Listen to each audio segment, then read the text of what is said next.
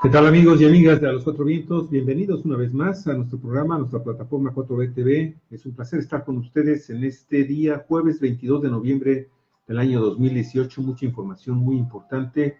Bienvenidos, bienvenidas a Cuatro Vientos. Hola, Alicia, ¿qué tal? ¿Cómo estás? Edgar Lima, ya te vi. Hola, Edgar, buenos días. Hola, Edgar. ¿Qué tal, Javier? Buenos días. Buenos días, amigas y amigos de Cuatro Vientos. Pues miren, aquí listos para arrancar el programa de este jueves 22 de noviembre. Javier, se nos está yendo el tiempo así que vuela. Harta información, ¿no, Alicia? Y tú dirías, deja tú, no se nos van las horas y los días, se nos va la vida. ¡Qué cosa! Sí, se nos va, pero que vuela, cuando nos damos cuenta ya. Hoy es día de gracias. Sí, es es día de gracias. Sí, hoy es día de hay que dar gracias por ello, ¿no? Entonces, por favor, sé más positiva. Eres una triunfadora, no eres una loser, por favor. Bueno, sí, y a propósito del Día de Gracias, qué historia tan interesante, Javier, porque está íntimamente relacionado con la migración, con todos estos movimientos migratorios que fundaron a los Estados Unidos de América. Con la generación de los pueblos nativos, ¿sí? Con la solidaridad, el apoyo, ¿sí?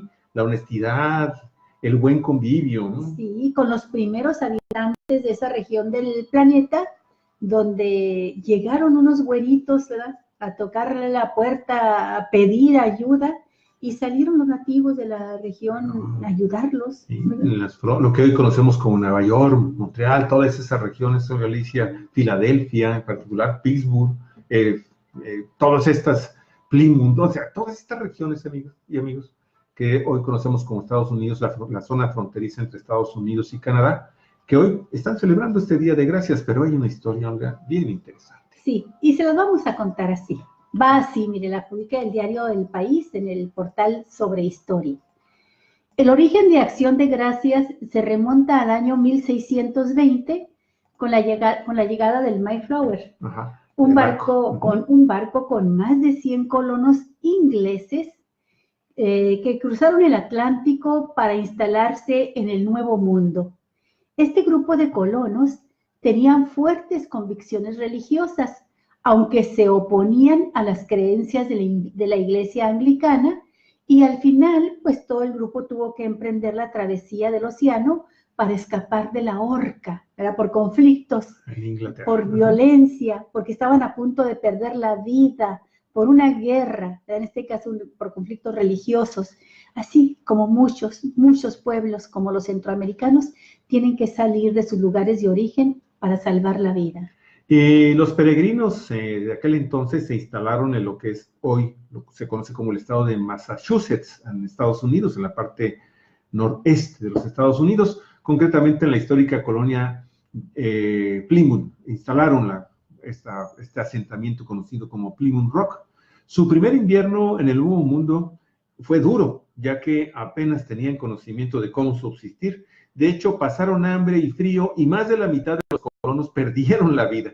En la primavera siguiente, los indios Wampanoag se ofrecieron a ayudarles, por lo que de ellos aprendieron a sembrar maíz, a plantar diversas semillas que hasta entonces desconocían para poder sobrevivir. También los indios les enseñaron a cultivar otros alimentos, a cazar y a pescar. O sea, les enseñaron cómo sobrevivir. Lo recibieron y les enseñaron a sobrevivir. Generosos. Compartieron sus conocimientos con ellos, los dejaron instalarse en su territorio.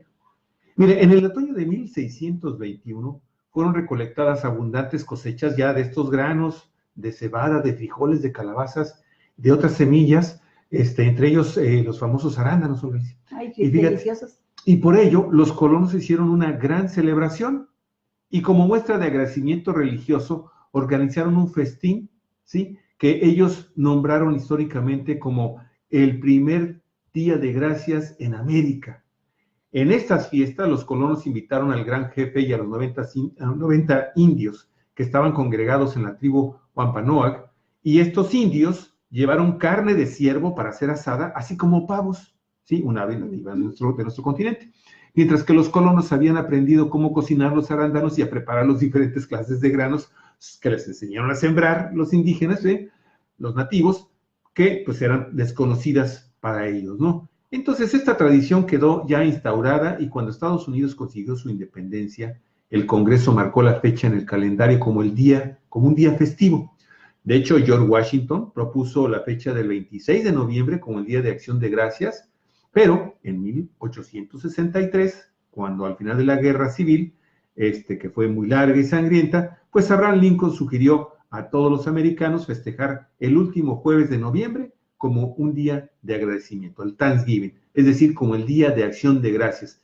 En esta proclamación tuvo además mucho que ver la figura de Sarah Joseph Hay, una peregrina que fue quien realmente convenció, una inmigrante, sí, también otra inmigrante que convenció a Abraham Lincoln a establecer un día de acción de gracias para restablecer al país de esta devastadora guerra. Y así se fue creciendo esta tradición organizada hasta llegar a nuestros días, en donde pues nada que ver en este momento un sector de la población estadounidense con los grupos inmigrantes, y más si son indios, y más si son gente que viene de los países más pobres del continente americano, en el sur y en el centro de América.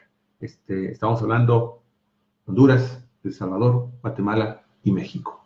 Bueno, pues quisimos resaltar estos rasgos tan importantes de la historia en la fundación, crecimiento de cómo fue formándose Estados Unidos, porque pues está el tema, Javier, de los migrantes. Más adelantito vamos a platicar, vamos a retomar este tema de los migrantes centroamericanos, pero tiene que ver con algo de que sin necesidad de que existiesen leyes, sin necesidad de que se tuviera que legislar sobre los derechos humanos, ya por naturaleza, Javier, por humanidad, por solidaridad, la gente podía tener estos gestos, ¿verdad?, de comprensión, de compasión, de tender la mano al que necesitaba ayuda y compartir con ellos sus conocimientos y dar origen a esta diversidad, esta megadiversidad étnica que son los Estados Unidos, ¿no?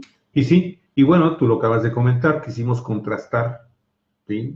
Muy bien la sugerencia, Olga, de hacer este contraste de este evento glorioso que dignifica los mejores valores de los humanos, Olga Alicia, y que tiene que ver con ayudar al necesitado, sin importar su color de piel, sus credos religiosos, su lugar de origen, su vestimenta, sus preferencias de todo tipo, Olga Alicia.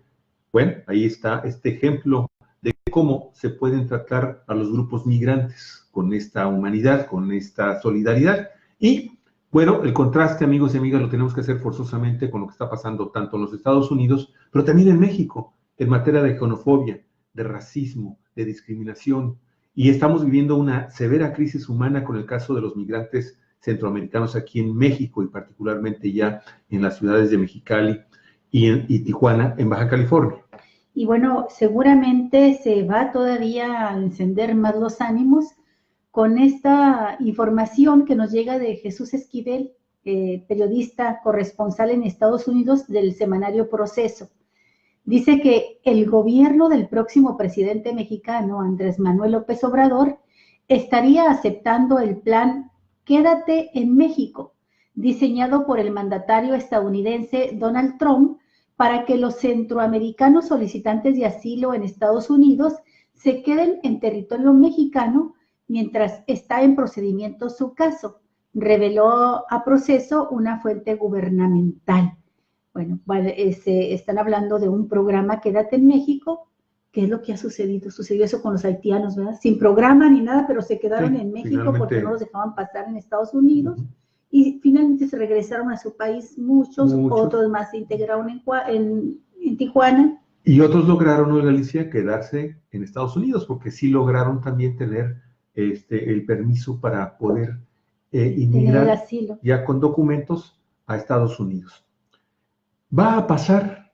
El gobierno de Trump lo está negociando con el equipo del presidente electo, indicó el funcionario que habló con Jesús Esquivel sobre el plan Quédate en México, que fue dado a conocer hoy en la mañana por el diario estadounidense The Washington Post. De acuerdo con la fuente del periodista de Proceso, que dio a conocer detalles del asunto y de las negociaciones bajo la estricta condición de que se mantuviera en reserva su nombre, y su puesto el puesto que ocupa en el gobierno mexicano, si es un funcionario mexicano, las negociaciones del plan Quédate en México están siendo directamente revisadas y orquestadas por Mike Pompeo, secretario de Estado en el gobierno de Donald Trump, y por Marcelo Ebrard, que es el próximo secretario de Relaciones Exteriores en el de López Obrador, en el gobierno de López Obrador.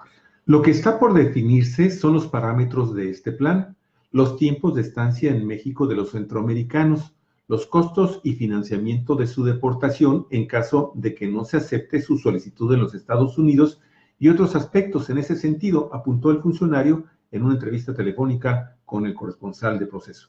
De acuerdo con la información obtenida por este reportero, Ebrard y Pompeo se reunieron la semana pasada en Houston, Texas, para darle seguimiento a las negociaciones del plan Quédate en México. Y esta nueva medida migratoria de Donald Trump tiene como objetivo evitar que los miles de inmigrantes centroamericanos integrantes de la caravana que está en Tijuana y en Mexicali y en otras regiones, en otras ciudades fronterizas de México, ¿verdad?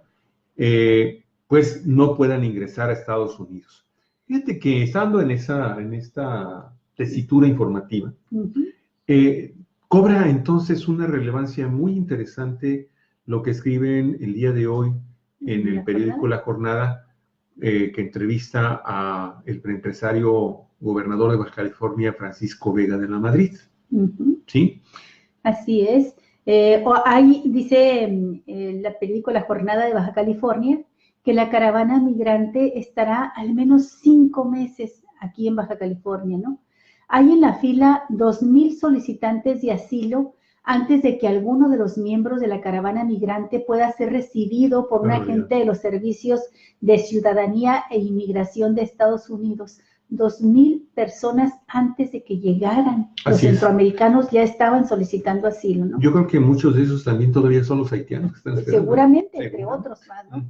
Esto lo informó el gobernador Francisco Vega, quien dijo que ya solicitó al comisionado de Fronteras y Aduana una ampliación en el número de oficiales para desahogar con mayor rapidez la lista de espera y al mismo tiempo que se detengan las repatriaciones por Tijuana, que en el año suman ya 50,000. Fíjate, gente que regresan por Tijuana. Es. Muy, muy interesante. El problema de Tijuana no solamente es de ida, es de regreso también. ¿No? Sí. Tijuana siempre ha sido también receptor en ambos sentidos, la gente que quiere cruzar y la gente que la regresa. Y muchas veces es gente que cruzó, por decirte algo, por Juárez o por Reynosa, que vienen de los estados del sur, del sureste de México, y que los regresan por este lado, y olvídate, es un problema también para ellos, ¿no? Hace 3 años nos habían informado especialistas que están estudiando este tema, Javier, migratorio, académicos, como el doctor Moreno, ahorita se me fue el nombre, creo que se llama Héctor Moreno, de la Universidad Autónoma de Baja California, allá en Mexicali, y que forma parte de una organización de migrantes, y nos había mencionado por allá que en 2015, 2016, se había disminuido muchísimo el número de migrantes que regresaban, repatriados que regresaban por Tijuana, que los estaban mandando por otras fronteras, ¿no? Pero pues, por lo que vemos, pues se volvió a reactivar, ¿no? Fíjate lo que continuó revelando Francisco Vega en esa entrevista que le hacen en la Jornada Baja California. En la lista de peticiones del mandatario están también 100 millones de pesos al gobierno federal mexicano, así como la reorientación de las caravanas que todavía están en camino hacia otros puertos de entrada a Estados Unidos, porque en Baja California en tan solo 14 días llegaron alrededor de 6,000 migrantes. Y dice ingenuamente, o no sé cómo puede decir, con qué intención lo diga, pero dijo Francisco Vega al periodista de la Jornada Baja California, no pensamos que llegarían tan rápido, pues ¿qué no lee? Sus funcionarios no están al tanto de lo que está pasando desde hace un mes. Lo dijo con esta intención. Dice, es una caravana organizada y coordinada. Desde sus países traen el propósito de llegar a Baja California porque ellos consideran esta ruta la más segura, nos comentan, agregó Francisco Vega.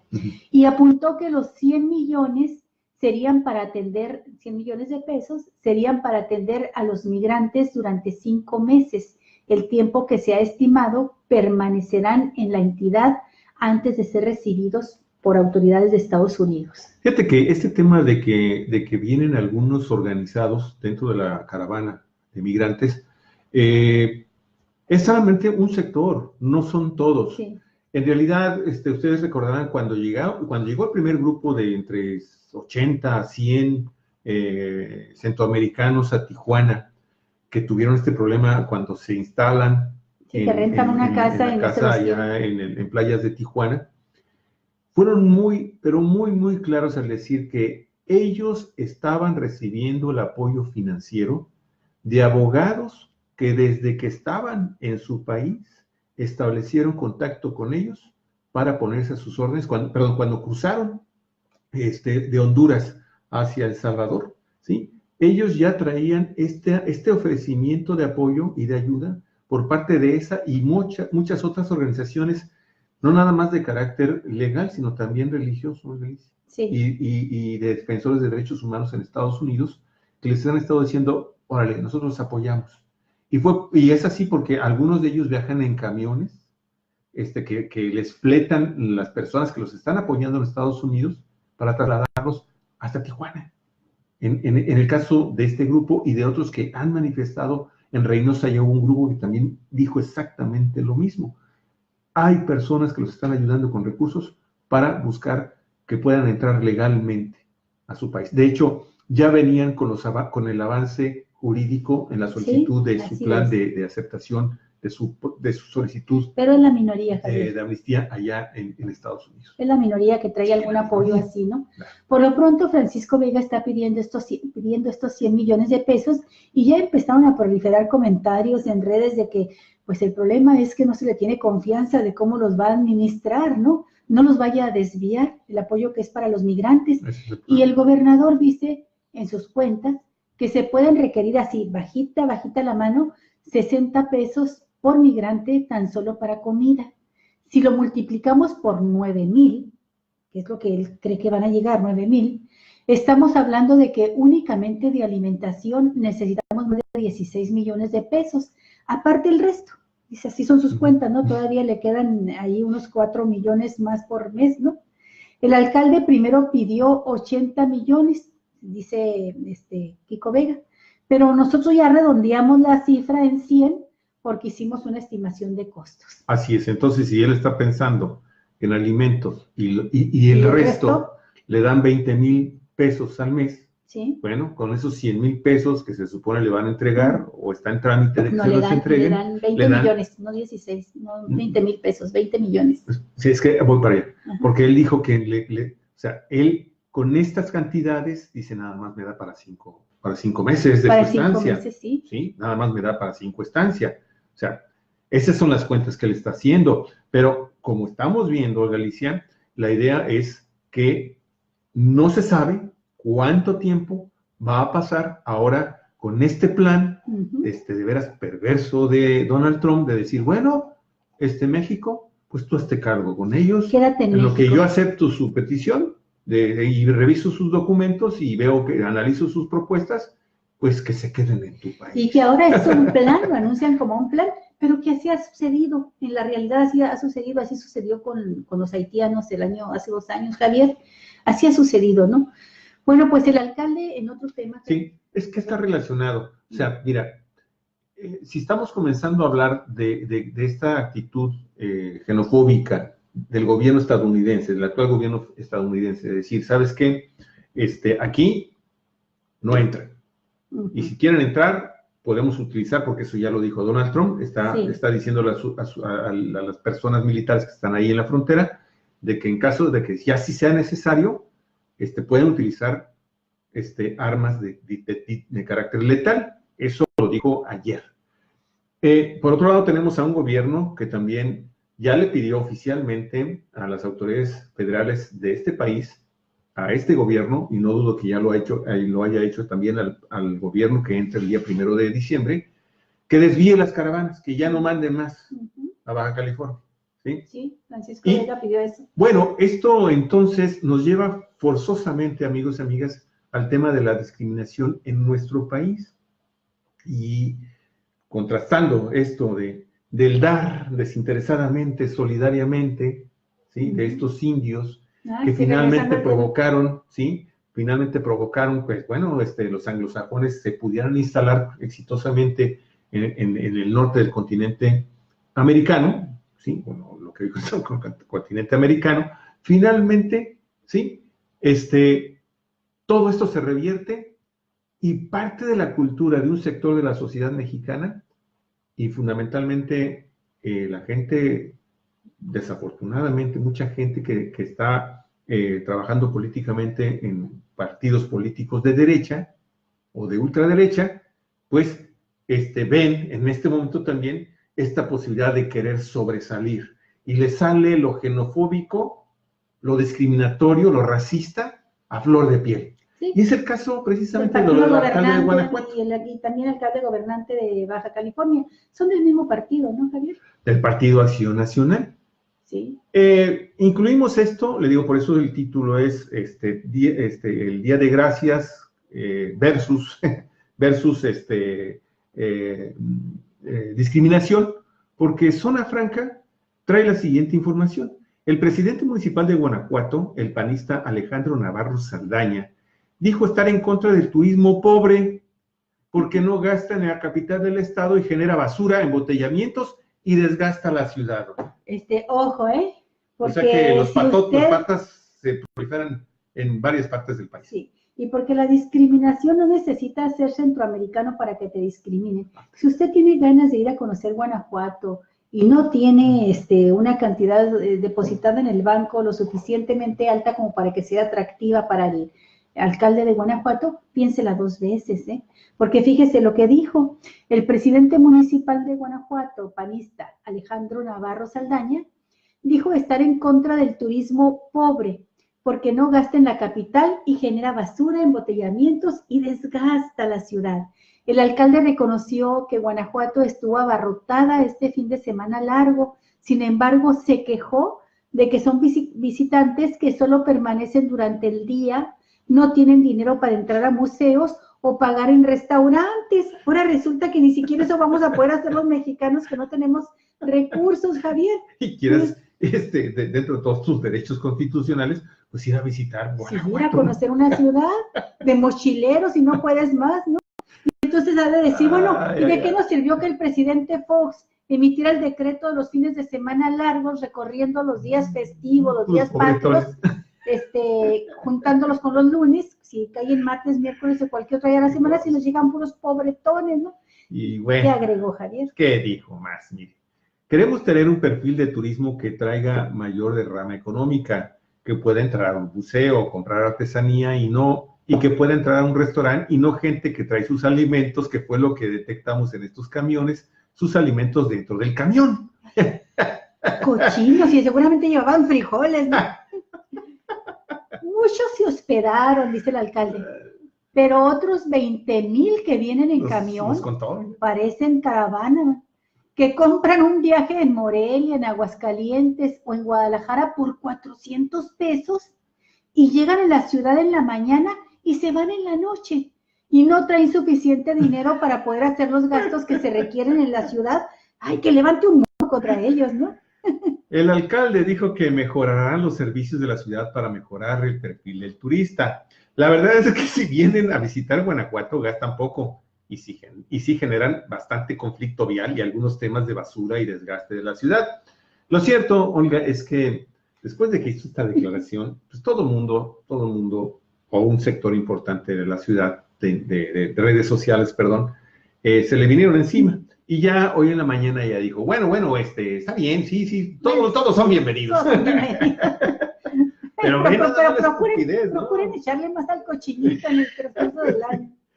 Y bueno, este es otro caso. Mientras tanto, la actriz oaxaqueña Yalitza Aparicio, orgullo de los mexicanos, es atacada en las redes sociales por usar ropa de marca. ¿Cómo ve usted, amiga? Él no tiene derecho porque es indígena, es india. ¿no?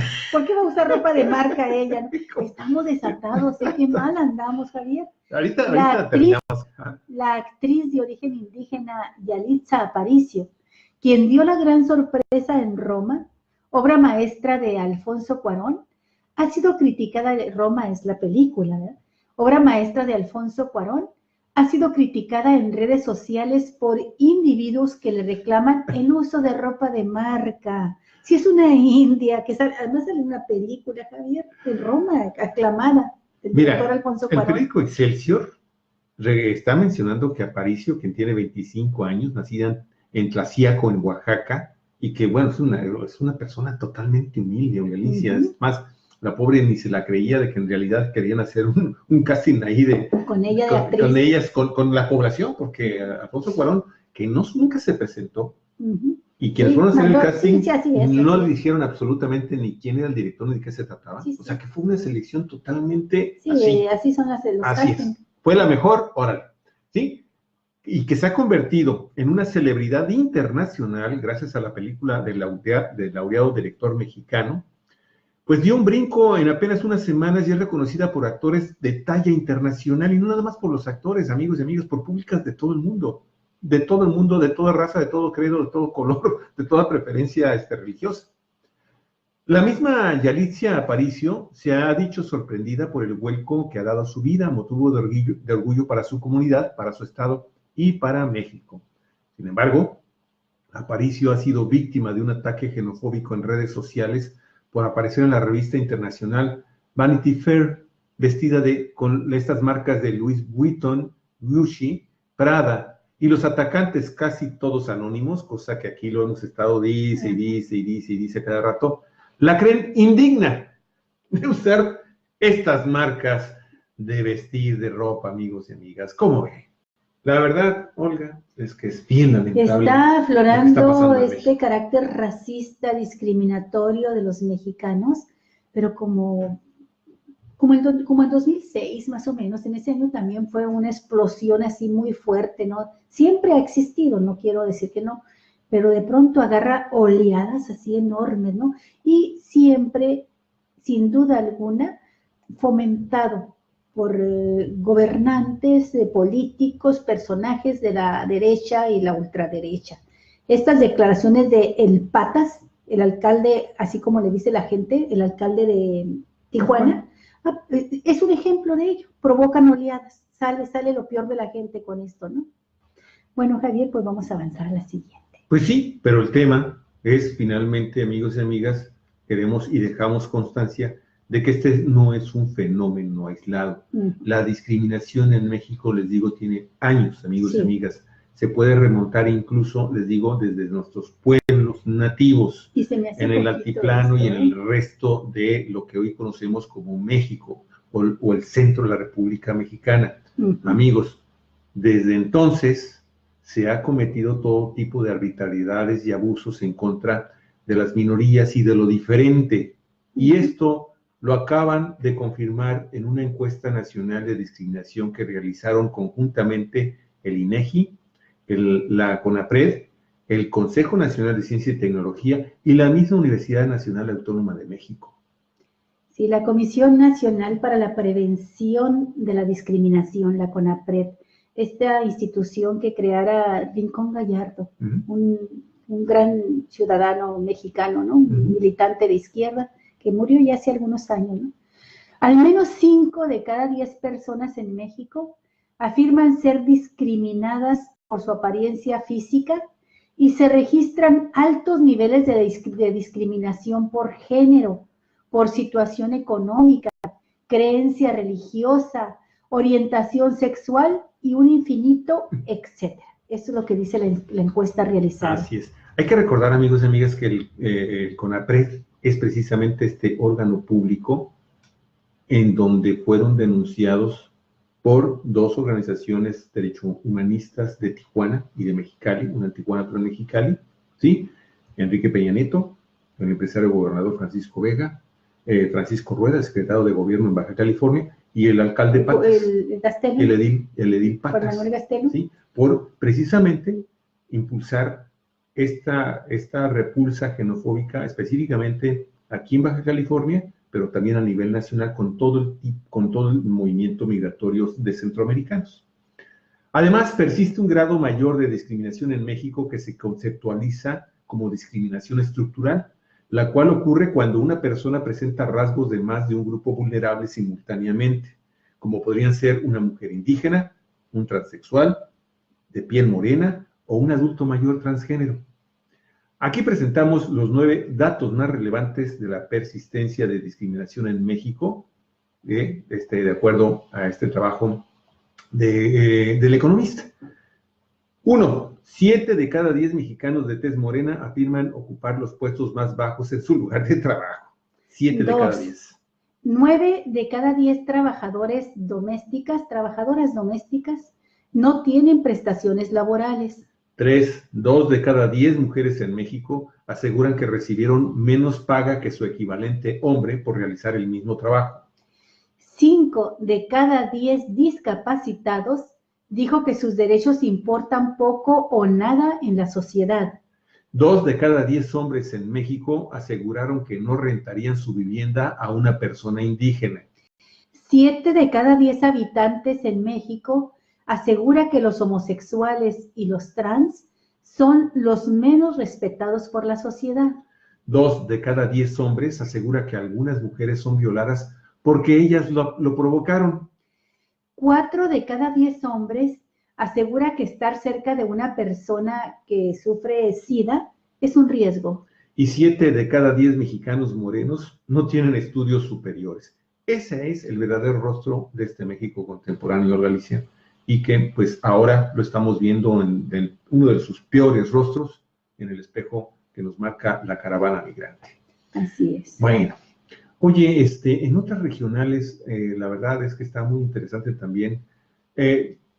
Hoy en la mañana, el Partido del Trabajo publica en un medio de comunicación local que el tema de los beneficios fiscales en la zona fronteriza ya van a ser incluidos para la ciudad de Ensenada. Sí. Pero es una información que en realidad viene siendo una especie así como de refrito de lo que vino a decir aquí hace 10 días y que aquí lo comentamos. Hace una semana, ¿no? Hace una semana. Hace una semana, mañana se cumple una semana. ¿Sí? Sí, sí, sí. Hace una semana, viernes, entonces. Viernes fue. Bueno, Leonel Godoy, amigos, Leonel Godoy Rangel, quien es delegado especial del partido Movimiento de Regeneración Nacional en Baja California y presidente estatal de este mismo partido, y quien dijo, y bueno, aparte fue designado presidente estatal por el Comité Ejecutivo Nacional de Morena, y había dicho que Ensenada recibirá algunos de los beneficios fiscales que a partir del día 1 de enero gozarán las localidades que integran la franja fronteriza. Así es, en efecto, en una reunión con la militancia de Morena, el líder estatal de este partido dijo que Morena impulsaría esta decisión, que de hecho ya era una decisión, un acuerdo en el Congreso de incluir a Ensenada en estos beneficios, ¿no?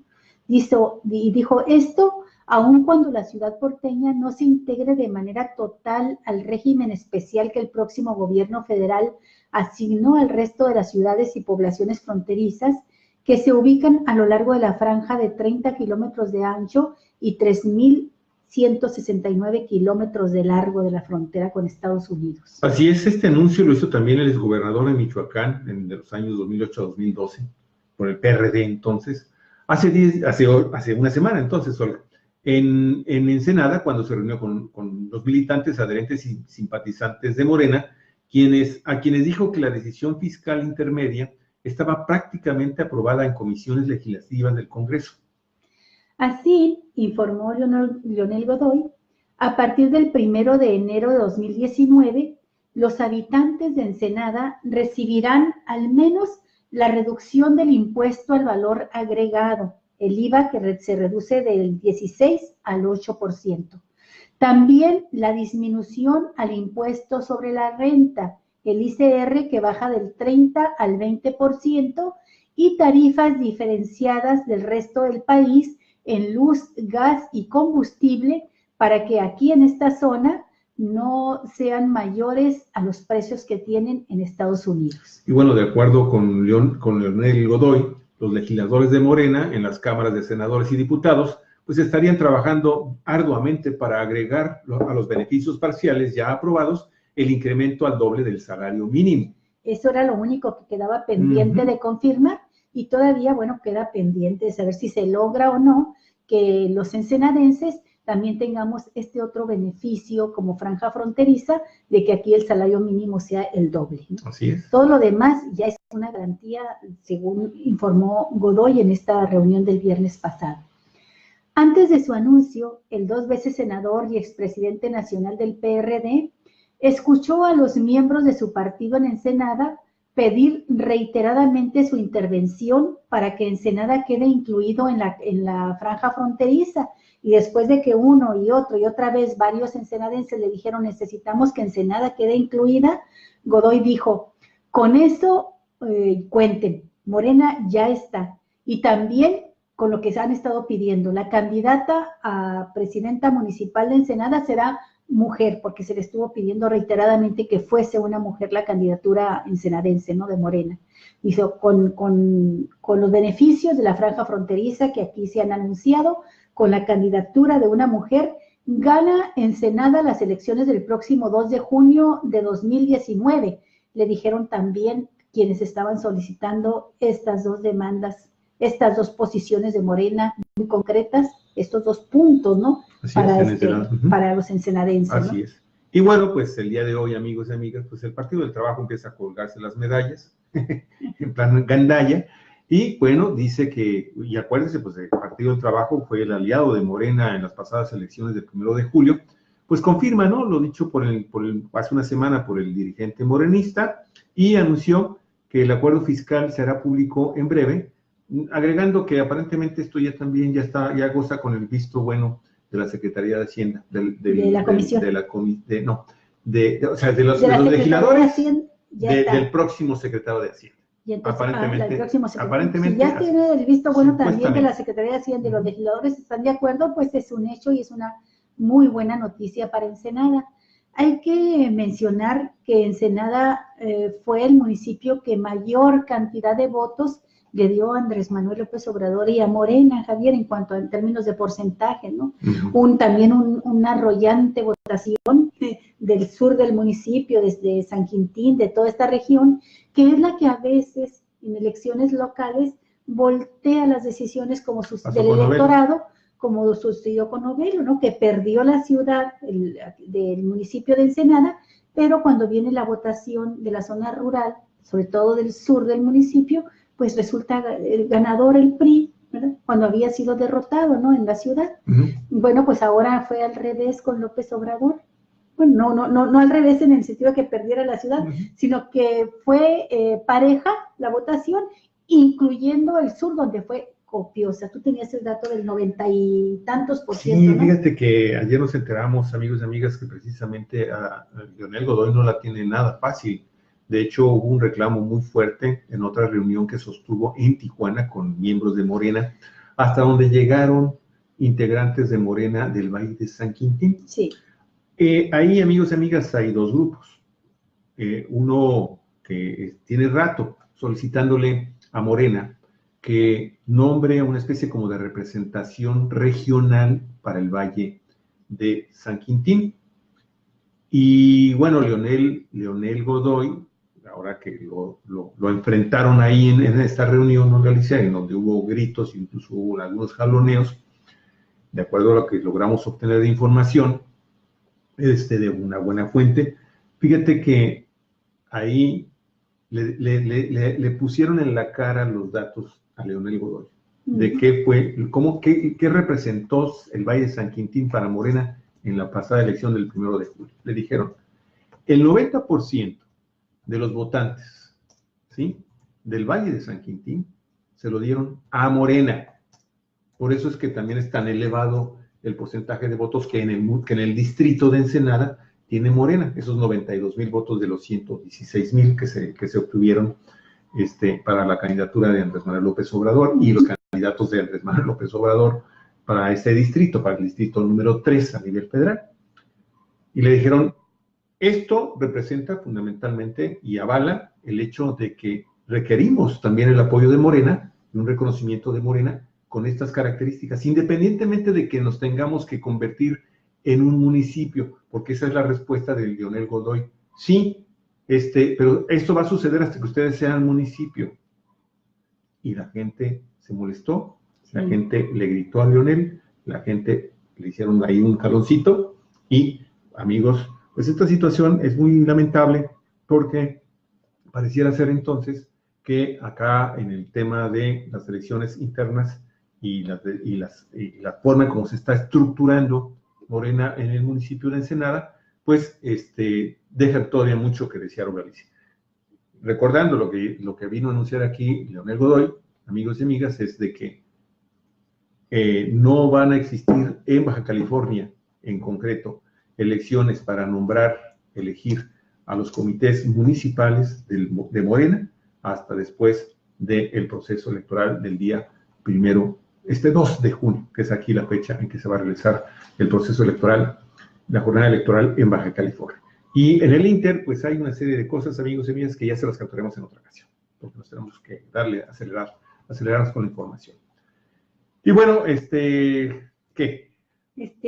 No, pues lo que estabas mencionando, Javier, que no la tiene fácil, pero también, no sé si lo mencionaste, el problema es que, como lo informó Godoy, eso fue lo que dijo él aquí en la reunión con la militancia morenista, es que no van a constituir los comités municipales, Javier, hasta que pasen las elecciones. ¿Sí lo mencionaste? Sí. No, estaba distraída yo aquí mandando un mensaje a una invitada que vamos a tener más al rato. Terminando este programa, tenemos una entrevista con Miriam Cano y probablemente con Carla Pedrín también. En eso estábamos, una disculpa. Bueno, Joe Martínez, muchas gracias. Miguel Ángel Corona. Sí, Miguel Ángel Corona, muchas gracias también por estar y darle like a nuestro programa. Te agradecemos muchísimo que estés con nosotros en esta ocasión. Miren, rápidamente una nota asombrosa. Desde el primer vuelo de un avión hace más de 100 años, la mayoría de las aeronaves han sido propulsadas usando partes móviles como hélices o turbinas, así como combustibles fósiles. Pero con el auge de los transportes eléctricos, cada vez más expertos y empresas del sector de la aeronáutica prestan atención a nuevos modelos. Entre ellos, un grupo de investigadores del Instituto de Tecnología de Massachusetts, conocidos como el MIT, que ha conseguido volar por primera vez, amigos y amigas, un avión sin partes móviles utilizando la propulsión iónica, que es silenciosa y permite volar aviones sin combustible convencional, de acuerdo a esta nota de Isabel Rubio del periódico El País. Órale, Javier, me deja los ojos así, mira. Todavía no logro entender cómo funciona la radio y ahora quieren que sepa cómo va a volar un avión con propulsión iónica, Javier. Los investigadores han diseñado un avión de 5 metros que pesa 2,5 kilogramos y contiene una pila de baterías y un convertidor de potencia de alto voltaje que puede producir alrededor de 500 vatios. La aeronave ha volado con éxito en 10 ocasiones 60 metros en un espacio interior con una altitud promedio de vuelo de apenas medio metro, ¿no?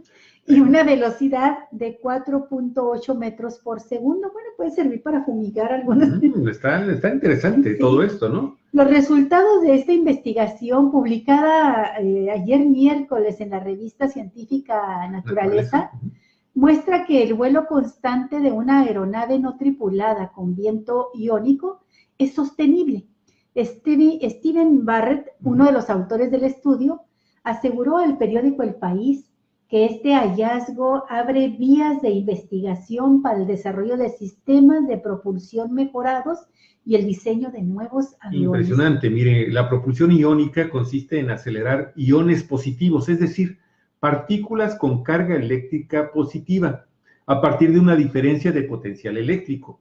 Por el principio de acción y reacción, que es la tercera ley de Newton, organiza, por si no la sabías o no te acordabas, no te acordabas de tus clases allá en la secundaria, física. La fuerza que actúa sobre el acelerador es la misma que la que reciben los iones, pero de sentido opuesto, explicó Oriol Lisandra, que es un profesor de mecánica de vuelo y propulsión de la Universidad Politécnica en Cataluña, España. Dos fuerzas de la misma intensidad en sentido contrario anulan, Javi, entonces pues ya no hay fuerza de gravedad ahí, ¿no? Explica Oriol Lisandra. Qué interesante. Bueno, en la década de 1960, algunos estudios sugerían que la propulsión iónica no sería posible en aviones. Demostraron que solo alrededor del 1% de la energía eléctrica de entrada se usaba en la propulsión, frente al 2.6% reportado por los investigadores. Pese a que este es también un porcentaje bajo, hay algunos factores que hacen reseñable esta investigación, según sostiene el científico de la Universidad de Toulouse en Francia, Frank Plourabou. Plarubé. Es mi traductor de francés. Cuando me dice mon amour, es cuando no lo entiendo, ¿no? Así sí lo entiendo. Que ha escrito un artículo adjunto al estudio de naturaleza. Qué interesante, Javier. ¿Y cómo podría cambiar este sector aéreo con este tipo de aeronaves en unos años? Mire, los propios investigadores advierten que la probabilidad de que ese sistema no pueda competir con los métodos tradicionales. Un problema potencial es si podemos producir suficiente empuje en un volumen lo suficientemente pequeño como para permitir que los aviones más grandes y pesados sean impulsados por este tipo de propulsión. Esto lo afirmó el autor. Pero, fíjese, insisten, al día de hoy solo puede planearse el uso de propulsión iónica en drones pequeños. 5 metros. Y con poco peso. 2,5 kilos. Así es. Pero fíjate, bueno, sí, 2,5 kilos, poca cosa puedes transportar ahí, ¿no? Barrett reconoce que el prototipo aún no es útil en la práctica y señala que por el momento no se sabe si un avión propulsado por viento iónico podría transportar, por ejemplo, a personas. Sí, hay mucha gente que todavía tiene pánico de subirse a los aviones tradicionales. Si esto fuera posible, ocurriría en décadas. A ver si alcanzamos, Javier. A ver si Volaris compra uno de estos, ¿no? Fíjate qué interesante, ¿no? A partir de ahora considera importante realizar estudios para mejorar la eficiencia de este sistema y cuantificar la cantidad de ozono que podría producir por si ese fuera un problema contaminante, ¿no? Pues mira, Olga, sabemos que el tiempo nosotros acá, los humanos, siempre lo manejamos en términos de la vida de una persona. En términos de mis intereses, de la vida de una persona, efectivamente. Pero en realidad, si lo trasladamos en su verdadera dimensión, que es la del cosmos, la del universo, sí, la de la misma Tierra, la del mismo sistema planetario, pues estamos hablando de cosas de veras insignificantes. Estamos hablando de fracciones de segundos. Sí, pero mira, lo digo por esto. Hace 50 años decían que este tipo de propulsión era imposible. Sí. Ve, ahí 50 años, ahí está. Y bueno, me recuerda a estos pininos que están haciendo y que se levanta 1,5 metros y que recorre 60 metros. Los hermanos Wright con el avión. Sí, los inicios de la aviación, ¿no? En la humanidad. Bueno, y otra buena nueva. Victoria histórica para los animales de granja en California. Qué cosa, ¿no? Sí. Una nota que publica el portal Sin embargo y que ha sido escrita por 2 periodistas, Vivian Argüelles y Sabina García. Ellas dicen que este 6 de noviembre, durante las elecciones intermedias en Estados Unidos, los habitantes de California también votaron por un cambio histórico para mejorar los estándares de alojamiento para los animales de producción, al aprobar la proposición número 12, también conocida como Ley de Prevención de la Crueldad hacia los Animales de Granja, la cual beneficiará a millones de gallinas ponedoras, a cerdas reproductoras y a terneros en California. En California. California, Estados Unidos. Así es. Mire, la medida que fue aprobada por el 60% de los votantes no solo prohíbe el confinamiento de gallinas de postura, cerdas reproductoras y terneros en jaulas, en las que apenas pueden moverse, sino que va más allá y establece que los huevos, la carne de cerdo y de ternero que se vendan en California, aunque sean producidos en otros estados de la Unión Americana, deberán cumplir con esta legislación para el año 2022. Andale. No lo dicen, pero después se van sobre los estados, las naciones, Olga, que le quieran vender estos productos a Estados Unidos. Qué interesante, ¿eh? Sí, porque, bueno, inicia ahí, pero por lo pronto el mercado californiano se cierra a esos productos y las gallinas y los animales fueron tratados con crueldad, ¿no? Qué interesante, ¿no? Por eso hay bonita nota.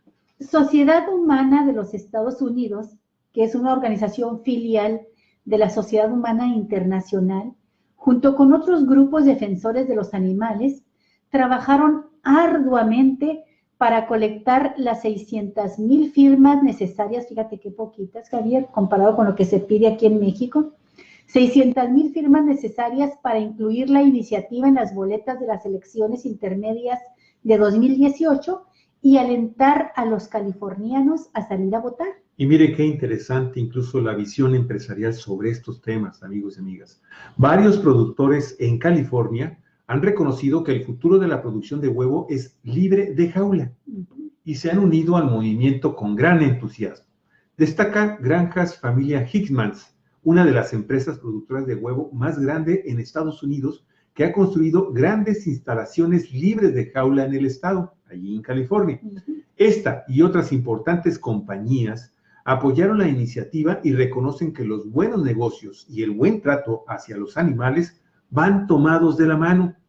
También en Latinoamérica estamos viendo esta tendencia hacia producciones libres de jaula con productores avícolas que son líderes en Brasil, en Chile y en Argentina. Y es que quizá usted no lo sabía, pero hay algunas cosas que han circulado en redes que son mentiras, exageraciones, como esto de que hubo gente tan cruel que metió a un gato en un frasco cuadrado y el gato salió con forma de cuadro, ¿no?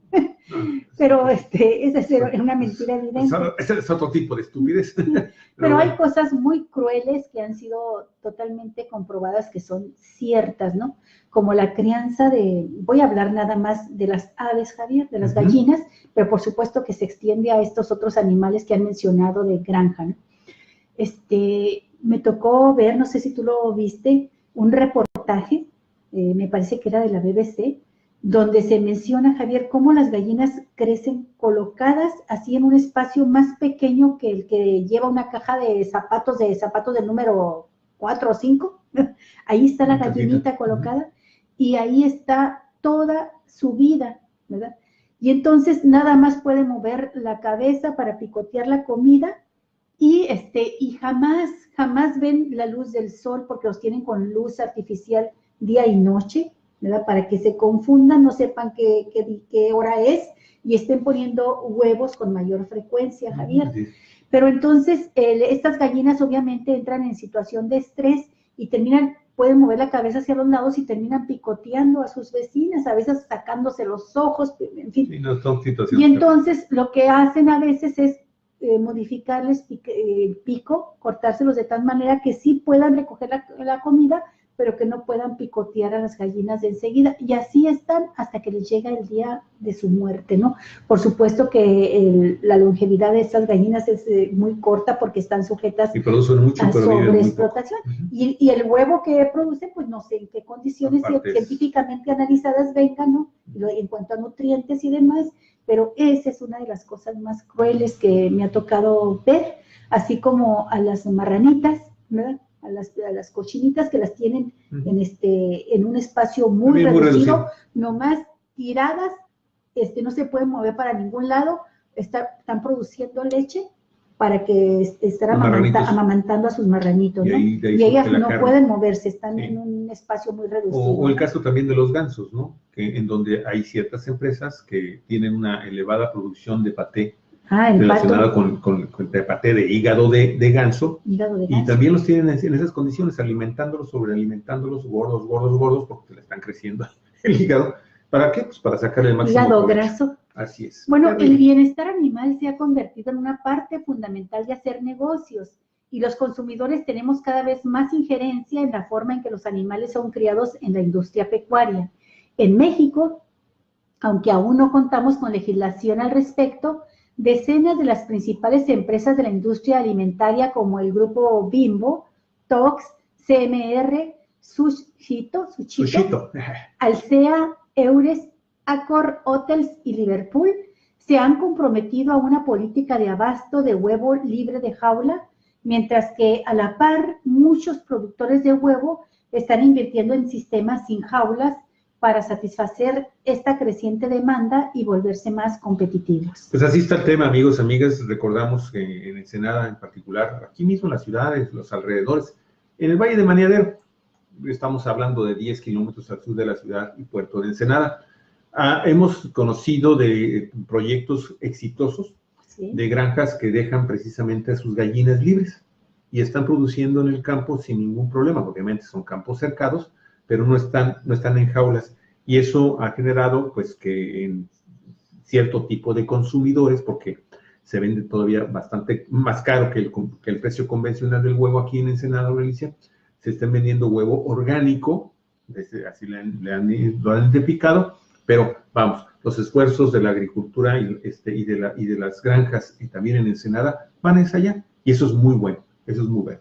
Oye, ¿cómo andamos de tiempo? ¿Nos van a... ¿sí, nos confirmaron la hora? ¿A las 11:30? No, les pedí que vinieran un poquito más tarde. Ah, ok, entonces ¿podemos agarrar otra media hora? Media hora, si mucho. Cuando mucho, ok, sí. Miren, amigos, pues vamos entonces, bueno, quiero saludar a Beatriz Alicia Watanabe. ¿Qué tal, Betty? Te agradecemos mucho que estés con nosotros, mi estimada y queridísima amiga Betty. Fíjate que, Betty, qué nota tan triste, rápidamente, porque estás tú, te hiciste visible y nos estás mandando este mensaje, y porque sabemos de tu gusto por las ciclovías, por la bicicleta, por el ciclismo urbano como una alternativa de movilidad urbana en las ciudades, en las regiones, en ciudades de mediano tamaño hacia arriba. Fíjate que acaban de atropellar, Betty, en Puebla, a lo mejor tú ya lo sabes, al que era el encargado de la movilidad urbana de la ciudad de Puebla. Viene la nota ahí sin embargo, el día de hoy. Y pues le aventaron un camión, lo atropellaron cuando andaba en bicicleta. Es el que ha estado otra impulsando. De las fobias y de las discriminaciones. Fíjate que él estuvo impulsando en los últimos 5 años las ciclovías y logró tener mucho éxito, y se están construyendo en la ciudad de Puebla este tipo de infraestructura, pues para darle una alternativa a la movilidad, ¿sí? Y lo atropellaron ayer por la tarde. Esto provocó una enorme indignación, Galicia, y de hecho el día de hoy, fíjate, voy a estar ligando 2 notas aquí con Betty. El día de hoy, el gobierno de la Ciudad de México dijo que ya está en pláticas con diversas organizaciones de ciclistas urbanos en la Ciudad de México para reforzar las medidas de seguridad para los ciclistas, Olga, que tú sabes que en México, la Ciudad de México, ha estado dando avances muy importantes en materia de movilidad alternativa, y el ciclismo, las bicicletas, las ciclovías están creciendo de una manera importantísima, y con esto que sucedió a este funcionario, que era, por lo que estoy viendo, era muy querido allá en el centro de la República Mexicana, pues rápido las autoridades del gobierno de la Ciudad de México dijeron, pues, ¿sabes qué? Vamos a poner una reunión urgente para darle mayor formas de seguridad a la infraestructura que tenemos para los ciclistas en la Ciudad de México. Sí. Okay. Bueno, y vamos a entrar al plano internacional de nuestra información del día de hoy, desde nuestro programa de Cuatro Vientos, que de verdad Javier ha hecho una selección de información que es una batería de notas informativas que nos llevan a todo un eje informático que tiene que ver con el expresidente todavía en funciones, los expresidentes, 2 de los expresidentes de México, Fox y Calderón, y además, de ahí nos vamos a partir de los juicios que se le siguen al Chapo Guzmán en Estados Unidos y las acusaciones tan fuertes que se han hecho en contra de ellos, ¿no? Incluido su jefe de policía, Genaro García Luna, su secretario de Seguridad Pública. Y bueno, nos vamos de ahí seguidito así hasta lo que sucedió ayer y las trascendencias que ha tenido con esta interesantísima entrevista que tuvo Andrés Manuel López Obrador con la periodista Carmen Aristegui el día de ayer. Se la recomendamos mucho, es una entrevista larga pero muy interesante, donde Carmen Aristegui de manera muy hábil condujo esta entrevista y logró sacar el compromiso de López Obrador de abrir 3 encuestas más, bueno, una encuesta más con 3 grandes temas, una vez que ya tome posesión como presidente de la República, y estas encuestas se tendrán que, consultas ciudadanas, consultas populares, se tendrán que realizar de adentro totalmente del nuevo marco legal, porque también van a impulsar una reforma al artículo 35 de la Constitución. Y yo nada más quiero resaltar, Galicia, que lo que no lograron ni TV Azteca, ni Televisa, ni Milenio, que la tercera cadena que maneja, no me acuerdo de la tercera cadena de televisión abierta que maneja Olegario Vázquez Rayo. Sí. Desde el punto de vista periodístico, en trascendencia de lo que se dijo en estos programas, no lograron hacer lo que Carmen Aristegui logró. ¿Sola? solita en esta extraordinaria entrevista. Y vaya que Televisa, por ejemplo, se entrevistó López Obrador con eran 6 o 7 de tercer grado, era el programa de tercer grado, y los 7 echando ahí el montón. Y bueno, y fue una entrevista también larga, de 1:30, en el caso de Aristegui, todo el programa de ella es de 3 horas, la gran mayoría de ese tiempo se lo llevó a la entrevista, pero fue muy sustanciosa, muy interesante, no se la pierda. Bueno, pues entremos, Javier, en materia. Y la primera, bueno, pues tiene que ver también con información que a nivel internacional está marcando pauta, está marcando tendencias también en redes sociales, en todo el mundo, amigos y amigas, porque usted sabe, el juicio del Chapo allá en Nueva York, en Estados Unidos, pues la verdad está siendo seguido por una cantidad enorme de medios de comunicación. Alan Feuer, que está cubriendo para el de New York Times este juicio, dice: en la sala 8D de la Corte Federal del Distrito de Brooklyn, en Nueva York, se llevan a cabo 2 juicios. En uno, Joaquín Guzmán Loera, conocido globalmente como El Chapo, aparece como una persona cruel, corruptor, líder de una banda de asesinos. En el otro están los nombres de Genaro García Luna, Felipe Calderón Hinojosa y Enrique Peña Nieto, a quienes Jesús, el rey Zambada, señala como corruptos. Pero este segundo juicio tiene un problema. Muchas actas y declaraciones están quedando en secreto, lo que garantiza que el llamado pacto de impunidad se imponga. En el juicio real, el gobierno de Estados Unidos está procesando a Joaquín Guzmán Loera, quien está acusado de ser uno de los narcotraficantes más grandes del mundo. Según los fiscales, Guzmán, el Chapo, obtuvo hasta 14,000 millones de dólares como líder del cártel de Sinaloa, una fortuna que supuestamente protegió con sobornos exorbitantes y un ejército de asesinos profesionales. Sin embargo, en una suerte de segundo juicio, los abogados de Guzmán básicamente están encauzando al gobierno de México. Según lo que dicen, la policía y los políticos del país no solo son corruptos, sino que también han conspirado durante años con el socio de Guzmán, Ismael Zambada García, para incriminar a El Chapo a cambio de cuantiosos sobornos. Al juez Brian Cogan le han encargado asegurarse de que el primero de estos juicios siga avanzando, el que va contra El Chapo, y que ponga un alto al segundo juicio contra Mayo Zambada, donde salen a relucir los nombres de los personajes de la alta esfera política del país, de la más alto nivel, ¿no?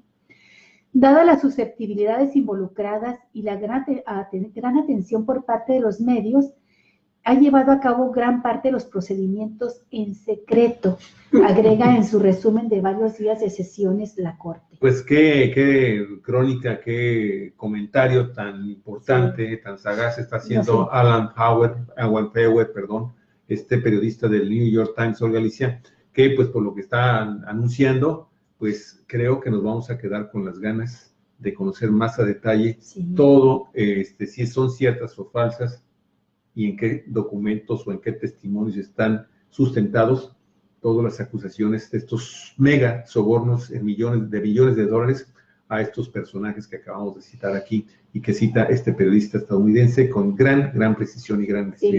Hay que recordar que el abogado defensor del Chapo Guzmán mencionó que se habían entregado millones, unos 50 millones, ¿no? Uh-huh. No creo que no fue el que mencionó la cifra, pero sí cantidades millonarias de dólares a 12 presidentes, ¿no? A Enrique Peña Nieto y a Calderón. Y a Felipe Calderón. Y luego después, los abogados de Zambada dicen, ¿verdad?, que entregaron 50 millones de dólares a Genaro García Luna, quien fue director de la Agencia de Investigaciones con Fox, y luego secretario de Seguridad Pública con Calderón, y que también a Fox le dieron su parte. Entonces ya es el de Zambada quien menciona, incluye a Fox y menciona a Genaro García Luna. Qué interesante. Bueno, y mientras salen estas acusaciones por parte de estos personajes en juicio allá en Estados Unidos o bajo proceso judicial, Aquí en México, Enrique Peña Nieto ha sido invitado por López Obrador a desayunar en su casa, poco después de prometer una consulta para investigarlo, poco después de la entrevista con Carmen Aristegui. Y está ligado por el tema de los presuntos pactos de impunidad.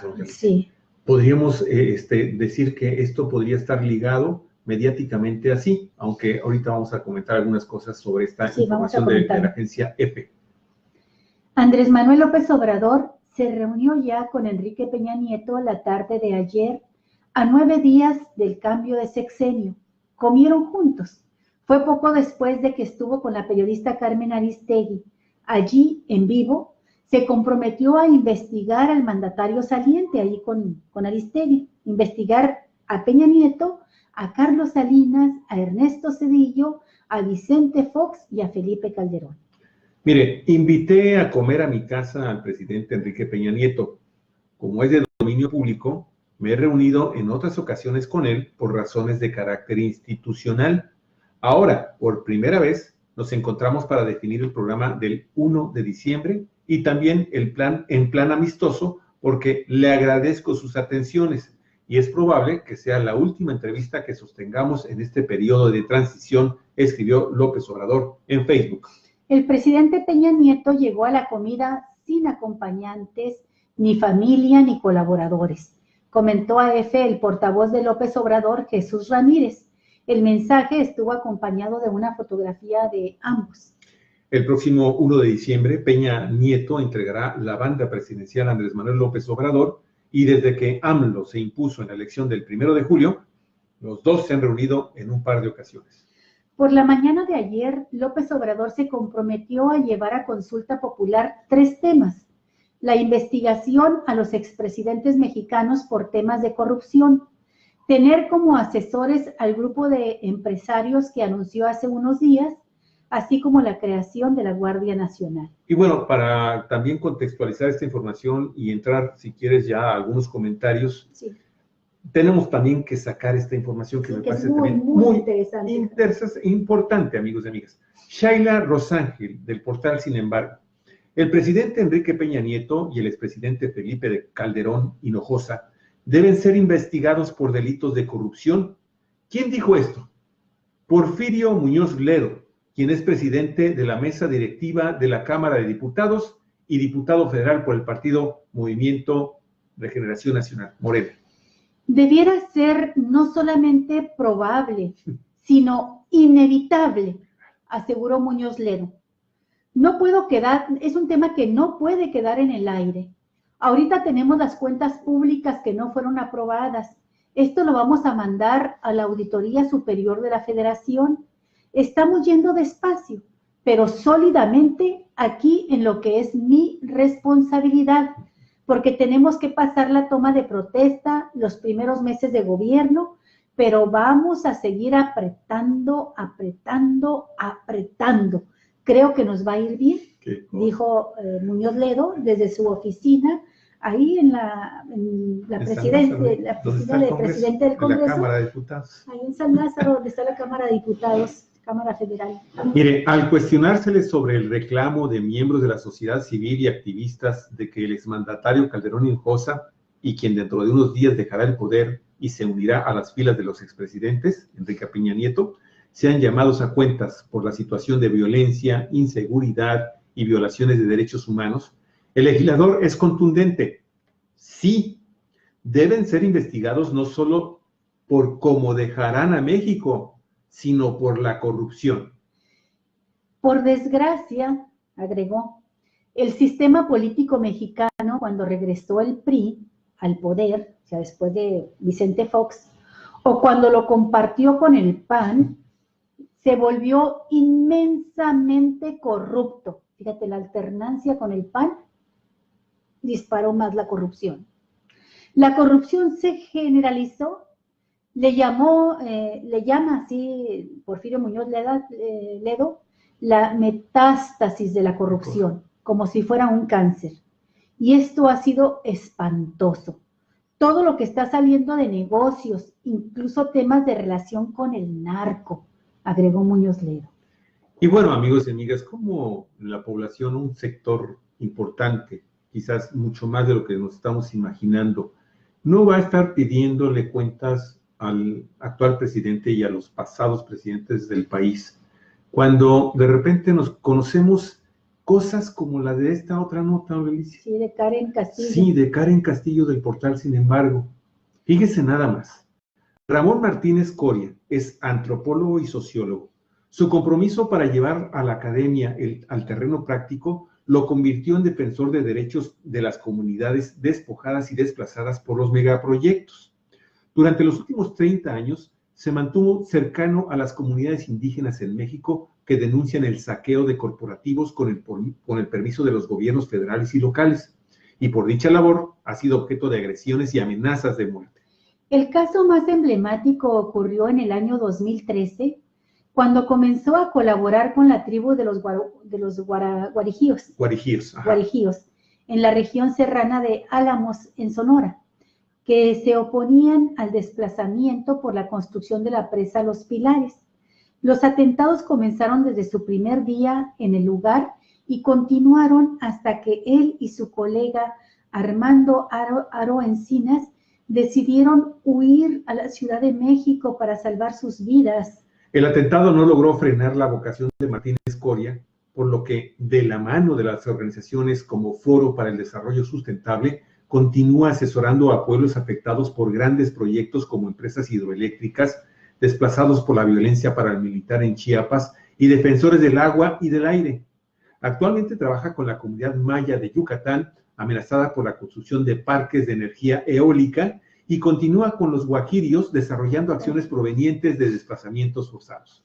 Para Martínez Coria, las consultas en México no funcionan porque no cumplen con los parámetros del marco internacional de derechos de los pueblos indígenas. Fíjese usted esto, ¿no? Sí. Si a esta consulta, la que nos están convocando para este 24 y 25, dice Martínez Coria, no funciona porque tendría que hacerse en los pueblos indígenas conforme a los marcos internacionales de los derechos de estos pueblos étnicos. No son previas, no son libres y no son informadas. Por el contrario, actúan como protocolos sin vinculación que se convierten en meros trámites administrativos. Y mire nada más esto que dijo. No podemos separar consulta de consentimiento. La consulta es un medio de consentimiento previo, libre e informado. Cuando separamos consulta de consentimiento, no sirve de nada. El Estado mexicano hizo una interpretación barata de lo que significa el derecho de consulta de los pueblos indígenas y lo convirtió en protocolos sin vinculación. Las consultas se volvieron no vinculantes, solo como una especie de trámite administrativo, nada más para dejar planchados los contratos. Así es. ¿Qué cosa? En su opinión, las consultas también han fracasado como un derecho positivo y porque se realizan sin protocolos y sin ser mecanismos de vinculación que obliguen a su cumplimiento. Destaca que ante el fracaso de la consulta, los pueblos originarios han tenido que llegar a los tribunales, donde se han visto pocos impactos positivos. Tal es el caso de los huicholes con la defensa del territorio sagrado de Wirikuta, en el que se garantizó la suspensión definitiva de los permisos de explotación de 30 empresas mineras en el municipio de Real de 14, en San Luis Potosí. Y aquí es donde vinculamos las afrentas de Enrique Peña Nieto. Fíjese lo que dice. La presidencia de Enrique Peña Nieto estuvo marcada por un incremento en las ejecuciones contra activistas. En un informe entregado en agosto de este año, realizado por las organizaciones de defensa de derechos humanos Comité Cerezo, se especificó que en este sexenio ocurrieron 221 agresiones directas contra activistas. 40 de ellas estuvieron dirigidas hacia los defensores de la tierra y del territorio. Las agresiones no fueron acontecimientos aislados. El marco legal de las llamadas reformas hizo posible que empresas internacionales tuvieran acceso a los recursos naturales y a la explotación y que por lo tanto tuvieran el derecho sobre la explotación de las comunidades.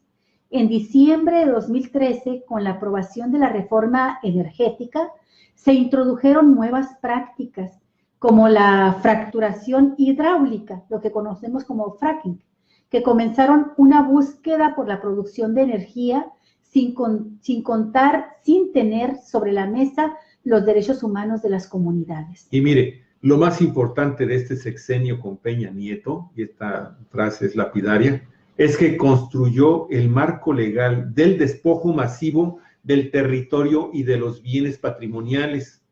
Lo que considero como muy grave es que el gobierno federal actúa con esta llamada reforma energética. Le dio un golpe central en la nuca a todo lo que salvaguardaba el patrimonio territorial. Esta es la acción más grave de este sexenio, dice Martínez. Y para el especialista, Javier, dicha reforma le abrió el canal al capital financiero internacional para llevarse todo lo que quiera, teniendo consecuencias graves como las que todavía vivimos: violencia exponencial por todos lados, desapariciones forzadas, violación masiva de derechos humanos e impunidad ante la corrupción que se renueva y se vuelve más extendida cada vez, y por supuesto, pues pueblos que emigran a la ciudad o a otros países una vez que son despojados de sus recursos, ¿no? Y bueno, amigos, esto, Olga, es el marco de esto que está sucediendo, de lo que dice Andrés Manuel López Obrador, pero sustancialmente de lo que dice Porfirio Muñoz Ledo. Sí, y es un enorme tema en el que tenemos que meternos los mexicanos. Vamos a tener que estar informándonos. Ser ciudadano cuesta mucho. Tenemos que dejar esa pereza mental, esa apatía, ese dejar que los demás decidan y yo nada más les aviento mentadas de madre si no me gusta lo que hacen, ¿no? Tenemos que empezar a leer, a documentarnos, a saber qué está sucediendo. El día de ayer, por eso les recomiendo muchísimo esta entrevista de Aristegui Noticias, en su programa en vivo, que lo puede ver a través de YouTube. En esta entrevista, la periodista le pregunta al presidente electo que ¿por qué no investiga? Pero empieza muy interesante, porque en un momento en que están hablando de otro tema, López Obrador menciona a Enrique Peña Nieto y le dice Carmen Aristegui: oye, Andrés Manuel, ¿a ti te cae bien Enrique Peña Nieto? ¿Te cae bien? ¿Te tienes afecto o simpatía? Y le contesta López Obrador que no es afecto, que no es una cuestión personal, que le tiene respeto y reconocimiento por algo que hizo, que para él es muy importante y debe serlo para todo México, ¿no?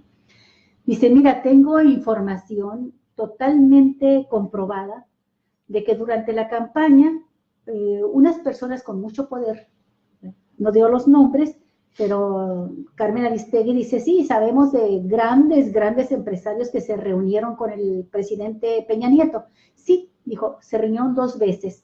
En una primera vez, esta gente de mucho poder se reunió con Peña Nieto para pedirle que el candidato del PRI, José Antonio Meade, renunciara a la candidatura presidencial a favor de Ricardo Anaya. Esto para evitar la llegada de Morena, la llegada de nosotros al gobierno. Dice, y Enrique Peña Nieto les dijo que no, que él no haría eso. Dice, eso sucedió en la primera reunión. Pasaron los días, fue creciendo la candidatura de López Obrador, las encuestas los siguieron no solamente manteniendo, sino haciéndolo crecer, ¿no? O reflejando ese crecimiento en el electorado. Dice, y se da una segunda reunión, dice, con los mismos y más empresarios poderosos, ¿no? Y ahí ya la propuesta era otra, ¿verdad? La misma, pero con otros, volteando la situación. En lugar de que José Antonio Meade renuncie a favor del panista Ricardo Anaya, que el panista Ricardo Anaya renunciaría a la candidatura a favor del priista José Antonio Meade, todo con tal de detener a López Obrador. Y dice López Obrador que tuvo la información de primera mano de gente que estuvo en esa reunión, sin mencionar los nombres, de que Peña Nieto dijo, no, dijo, yo no voy a hacer eso. Y eso se lo valora mucho López Obrador. Aristegui dice, oye Andrés Manuel, pero lo dices como si le debieras a él, ¿no? El triunfo electoral. Dice, no, dice, pero es que yo sé lo que es que un presidente de la República meta las manos en el proceso electoral. Aristegui le pregunta, el triunfo de la oposición. Sí, Aristegui le pregunta, así como metió las manos hasta los codos Vicente Fox, sí, dice, un presidente puede voltear Claro. el resultado país, de una elección en este país, ¿no? Dice, no solamente fui agraviado yo, fue agraviado el pueblo de México con ese fraude que se cometió con la participación de Vicente Fox, Cárdenas, ¿no? En el 88, en fin, hay tantas cosas. Y entonces dice, y yo le tengo ese reconocimiento a Enrique Peña Nieto. Bueno, esa es la primera parte, que bueno, también tiene que ver con este desayuno, comida o desayuno que tuvieron. Es importante que se hagan estas aclaraciones, estas precisiones, contexto, ¿no? La otra es que en el transcurso de la entrevista, Carmen Aristegui empieza a preguntar de los casos emblemáticos de corrupción que se han dado en el país, y le dice que sí, ¿qué va a hacer? Si va a actuar en contra de los responsables. Y López Obrador hace una revelación, por primera vez habla así de frente de esta situación tan grave, ¿no? Esto se da también en el marco de que se estuvo hablando de cómo él encuentra, dice, ya sabía que la situación era muy grave, pero cómo es que recibo ya la información siendo presidente electo de cómo está destrozado el país por la corrupción en las fuerzas policíacas y en todo. Dice, no hay institución que se salve. Dice, la corrupción es terrible. Es lo que dice Porfirio Muñoz Ledo, hizo metástasis, es un cáncer, ¿no? Y le dice, bueno, ¿y qué vas a hacer con los responsables? Y le pregunta concretamente si va a actuar contra Peña Nieto. Y le dice que no, que él no. Y con las frases de siempre, mi fuerte no es la venganza. Este problema de comunicación que tiene. Sí, mi fuerte no es la venganza, que sí a la justicia, pero no a la venganza. Pero una periodista inteligente como Aristegui, pues le hace ver que si él es un demócrata, que cree... posibles contradicciones. Que impulsa consultas para todo, ¿no? Si no cree que es una cosa que no le corresponde al decidirla, que una gran parte del pueblo mexicano, y se votó por él, seguramente pensando en que se hiciera justicia y se castigara a los corruptos, ¿no? Y dice él, bueno, la gente votó por la propuesta que yo hice, y en toda la campaña no engañé a nadie. Dice, todo el tiempo dije que yo no iba a actuar contra los expresidentes o contra los exfuncionarios, que no iba a actuar yo, ¿verdad? Jefe del Poder Ejecutivo, ¿verdad? Que no iba a actuar. Dice, incluso lo dije en los debates, en todas partes, incluso se lo dije a uno de los candidatos, ni contra ti voy a actuar. Y entonces dice, y todos recordamos que en efecto, incluso fue uno de los temas de muchos ataques a López Obrador cuando dijo eso, y empezaron a acusarlo de que había un pacto de impunidad, etcétera. Dijo, mira, son mis convicciones, le insiste Aristegui y señala a López Obrador. Dice, ¿por qué? ¿Por qué es que pienso así? Dice, porque no quiere, dice, primero, porque tendría que actuar contra Peña Nieto, contra Calderón, contra Vicente Fox, contra Zedillo. Y se desatan los demonios. ¿Por qué no? Se desatan los demonios. Nos quedamos empantanados. Nos quedamos empantanados. Dice, y yo no quiero eso. Dice, yo lo que quiero es crear el andamiaje, ¿verdad? Las estructuras, las leyes y la acción de gobierno para poner una raya, el pasado en el pasado, y de aquí en adelante mi compromiso es cero tolerancia a la corrupción. Sí, en cuanto a la responsabilidad ya de esta administración, sí. Amigos y amigas. De ahí la importancia, entonces, de que con esta declaración oportunamente Porfirio Muñoz Ledo sale entonces como la voz que dice, está bien, esa es la posición del Ejecutivo, pero nosotros en el Legislativo estamos trabajando, estamos haciendo la parte que nos corresponde, y esa parte que nos corresponde no es, amigos y amigas, y yo con eso ya terminaría también, no es nada más de los diputados o de los senadores o de las instituciones que han sido creadas en este país para precisamente investigar y castigar la corrupción. El asunto es que ahora nos corresponde también a la sociedad en su conjunto, ¿sí? Y muchísimo más las organizaciones no gubernamentales que tienen también áreas jurídicas que están haciendo su trabajo en materia de armar ante las instancias nacionales o internacionales, ¿sí? Expedientes para que estos actos de corrupción y de impunidad queden castigados, amigos y amigas, las debemos impulsar y cada quien se debe hacer también responsable de que esto que está diciendo Andrés Manuel López Obrador, ok, esa es su posición, pero nosotros, ni el Poder Legislativo, ni el Poder Ejecutivo, amigos y amigas, el judicial, perdón, pueden hacer a un lado sus responsabilidades.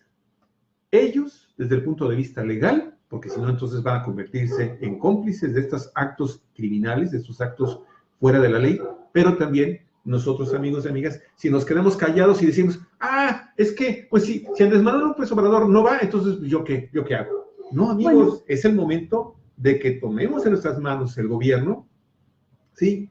Y entonces exigirle a esta nueva administración que está en esta disposición y que está en esta tesitura informativa diciéndonos, yo llego hasta aquí, y el resto, pues el resto de todos los demás, de todos nosotros, si no actuamos también, incluso, amigos y amigas, a niveles municipales, locales, vecinales, si usted quiere, si no denunciamos un hecho presumiblemente delictivo, ¿sí? En nuestras propias comunidades, olvídese, el gobierno, por todas las broncas que va a recibir esta nueva administración, nos vamos a tener que formar así, igual, 2,000, 3,000 personas ahí como los migrantes, esperando su turno para que te atiendan allá el Servicio Migratorio de Estados Unidos para ver si te van o no te van a atender tu petición. Exactamente lo mismo nos va a suceder. Bueno, yo creo que quería comentar eso. Bueno, y comentarlo que la respuesta de Porfirio Muñoz Ledo de que no puede estar ante la posibilidad de que se castigue o no, sino que tiene que hacerse si se fundamentan las acusaciones de corrupción, se debe a que ahí en la entrevista Carmen Aristegui pues comprometió a López Obrador a realizar una consulta con 3 puntos básicos, ¿no? 1, ¿estará dispuesto el presidente de la República, Andrés Manuel López Obrador, a abrir una investigación para que sean castigados en caso de que se encuentren los elementos para hacerlo? Estos 4. Estos presidentes, todos estos expresidentes de la República, y no solo caigan chivos expiatorios, sino que sean ellos, ¿no? Directamente, ¿sí o no? Y también, bueno, ¿estás de acuerdo o no con que sea creada la Guardia Nacional, que es un tema que vamos a entrar ahorita enseguida rápidamente? ¿Sí o no? Y la otra que fue muy machacona ahí, Aristegui, es, ¿estás de acuerdo en que el presidente de la República sea asesorado por un consejo de empresarios, entre los que están fulano, sutano y perengano, entre ellos los representantes de Televisa y TV Azteca? ¿Sí o no?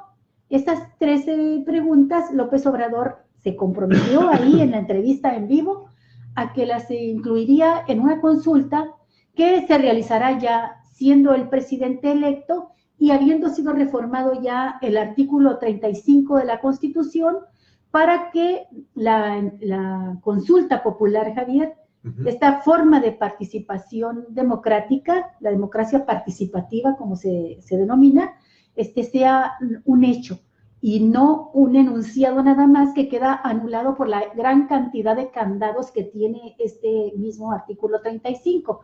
López Obrador desde hace tiempo se comprometió a reformar este artículo para que la consulta popular, la consulta ciudadana, sea algo común, normalizado en el país y que el mandatario se vea obligado, ¿verdad?, por esa decisión que da de la mayoría en las urnas, en las consultas, a acatar lo que diga la mayoría. Entonces ya dijo que él respetaría la decisión de las mayorías y bueno, por eso sale también Muñoz Ledo a decirle, no está a la posibilidad de que digan sí la gente o digan no, nosotros tenemos obligaciones establecidas que cumplir.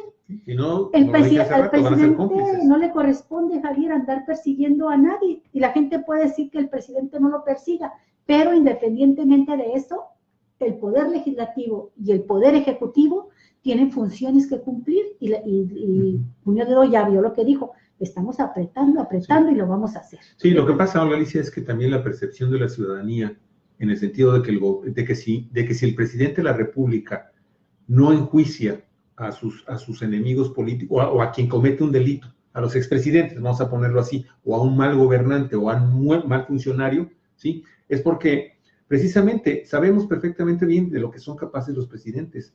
Pueden simple y sencillamente actuar por intereses políticos, como han sido los casos de la detención de la Quina, por ejemplo, de la propia el Baester Gordillo, sí. O pueden, en un momento determinado, hacer u ordenar a la Procuraduría General de la República para no solicitar, por ejemplo, la detención y ¿cómo se llama? La repatriación de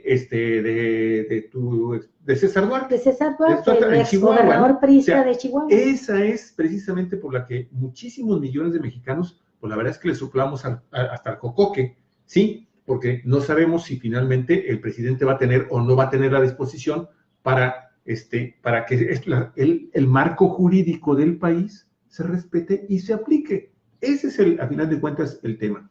Y bueno, si él, en una nueva administración que nos está diciendo, voy a gobernar con la gente, voy a gobernar con el pueblo es la voz divina, alguien ya lo dijo por ahí, es la voz de Dios, y ellos son los que van a gobernar, y vamos a tener una democracia. Bueno, como lo hizo ya el Baester Gordillo, vamos tomándole la palabra al presidente, ¿sí? Y vamos a actuar en consecuencia. Y si nos falla, señores, en 6 años, es más, en 3, porque nos dice que va a someterse a un plebiscito nacional para ver si se queda o no se queda, sí. para renunciar si este plebiscito o esta revocación de mandato, como usted le quiera llamar, ¿sí? Se va a aplicar, y si no estamos contentos con lo que está haciendo, pues simple y sencillamente, pues debe de acatar también lo que él está anunciando que va a hacer. Sí. Retirarse, ¿no? En caso de que sí sea la respuesta de la gente. Sí, y bueno, también hay que mencionar que, bueno, esta investigación se tendría que hacer una vez que termine el presidente electo, Javier, porque de acuerdo con el artículo 109, como nos lo recuerda aquí, a ver, por favor, ve tú, Javier, quién lo mencionó.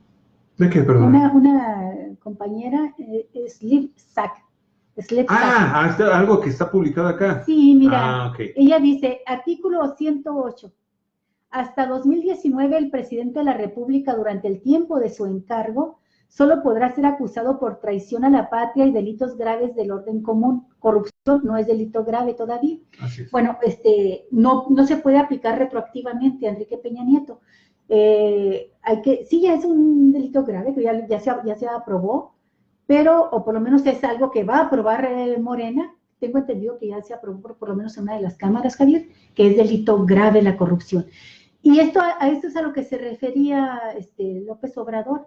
Y en otra entrevista, no la de ayer con Aristegui, en otra que me parece que fue la que tuvo con Tercer Grado o con TV Azteca, él decía, bueno, ¿cómo hacerle cuando se ha demostrado que presidentes que se han dedicado a perseguir a corruptos, ¿verdad?, poderosos, como hizo Ernesto Zedillo contra Raúl Salinas, el hermano del expresidente Carlos Salinas de Gortari, y se dedicó gran fuerza, tiempo, energía en estar llevando el proceso contra el hermano de Salinas?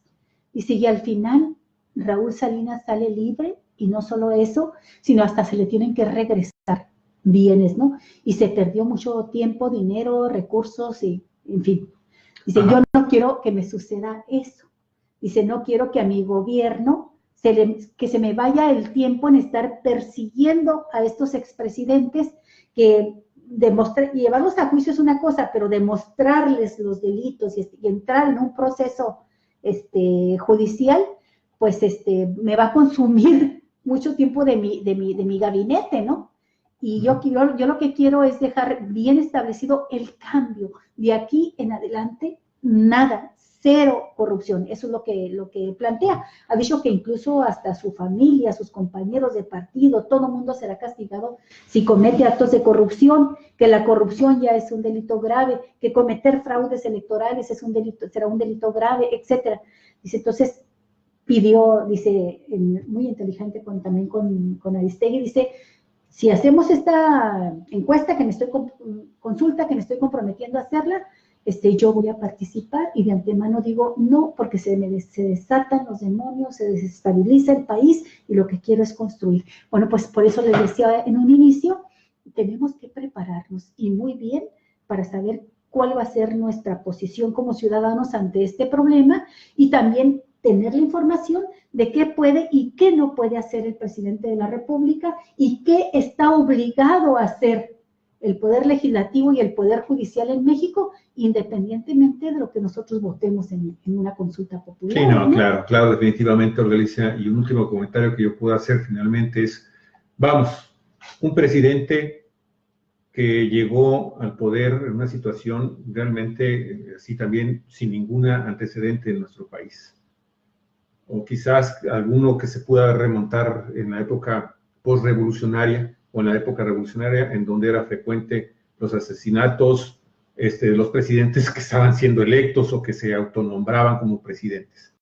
Ernesto Zedillo llegó, enfrentó de alguna forma, del magnicidio del magnicidio de ese gran momento político, histórico, criminal de nuestro país, el asesinato de Luis Donaldo Colosio, y tuvo, de alguna forma, ¿sí? Tomó la decisión de deshacerse de Carlos Salinas de Gortari. ¿Carlos Salinas se fue del país? Sí, se fue, pero se fue después también de un proceso muy interesante que incluyó la detención del hermano. Y eso mandó también un mensaje importante y de alguna forma también consolidó el poder de presumiblemente Ernesto Zedillo muy débil, que llegaba con esos grandes cuestionamientos, ¿sí? El caso de Andrés Manuel López Obrador es bien diferente, ya lo sé, porque Andrés Manuel López Obrador llega arropado por más de 30 millones de votos. Y por lo mismo, desde ese punto de vista, podría tener todavía una mayor aprobación en caso de que él decidiera, cosa que ya sabemos que no lo va a hacer, ¿sí? De confrontar a los poderes. Y uno de los grandes poderes de este país, pues lo sabemos todos, es Carlos Salinas de Gortari. Y alrededor de Carlos Salinas de Gortari, pues todos estos grupos fácticos, empresariales, transnacionales, financieros, o sea, todo el andamiaje del neoliberalismo que se supone termina el día 1 de diciembre aquí en este país, ¿sí? Lo acompañaba. Es muy importante que de alguna forma también tengamos ese punto de vista y recordemos que algunos presidentes de la República han tomado esas decisiones, como lo hizo también en su momento el general Lázaro Cárdenas, con el maximato. Lo mandó fuera sí, ¿te a acuerdas? su adversario. Pero cuando estaba Lázaro Cárdenas, estaba el mundo en guerra, estaban distraídos los poderes allá. Yo sé que hay cosas diferentes, pero hubo momentos en que tomaron decisiones muy relevantes que contaron con el aval y el apoyo así incuestionable del pueblo mexicano. Ahora, Jade Cole, la presidenta nacional de Morena, comentaba ayer antier en un debate que Morena tiene 3 millones, no llega a 3 millones de militantes, y se obtienen 30 millones de votos. Esto es muy interesante porque habla de cómo logró atraer, ¿verdad? López Obrador al electorado, ¿no? A su favor y respaldando su programa. Claro. También hay que mencionar que López Obrador durante campaña nunca se comprometió ni a encarcelar a los gobernantes del pasado, ni se comprometió a una serie de cosas que ahora se mencionan. En cambio, sí mencionaba desde campaña, por ejemplo, la creación de la Guardia Nacional, Javier.